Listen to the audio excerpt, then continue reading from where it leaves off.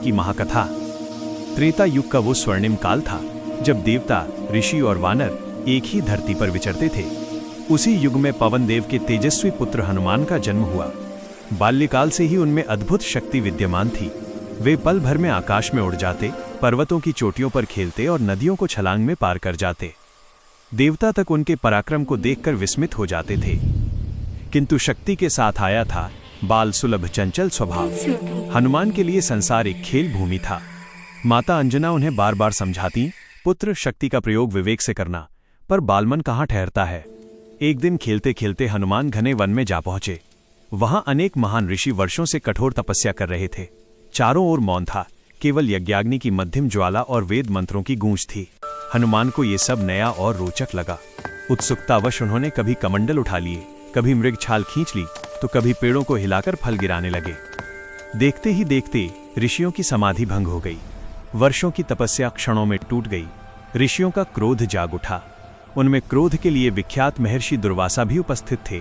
उन्होंने गंभीर दृष्टि से हनुमान को देखा और कहा, यह बालक साधारण नहीं है।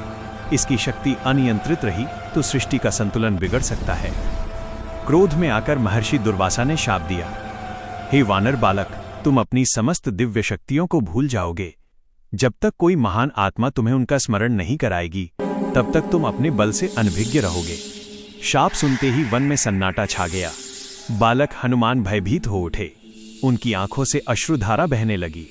वे ऋषियों के चरणों में गिर पड़े। उसी समय अन्य ऋषियों का हृदय करुणा से भर उठा।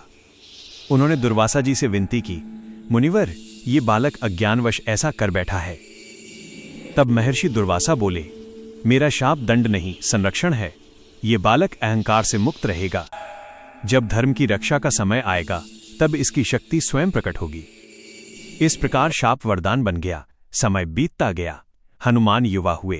वे बलशाली होते हुए भी अत्यंत विनम्र थे।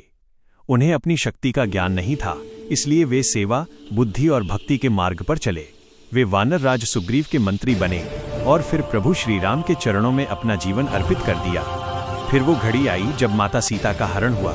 समुद्र के उस पार लंका थी। विशाल समुद्र को देखकर सभी वानर निरुत्तर हो गए। तभी वृद्ध और ज्ञानी जामवंत जी आगे आए। उन्होंने हनुमान की ओर देखकर कहा, हे पवन पुत्र, क्या तुम्हें स्मरण नहीं? तुम वही हो जिसने बाल्यकाल में सूर्य को फल समझकर निगल लिया था। तुम्हारा बल असीम है, तुम्हारी गति अपराजेय है। जैसे ही स्मरण हुआ, ऋषियों का शाप टूट गया। हनुमान के भीतर छिपा तेज जाग उठा।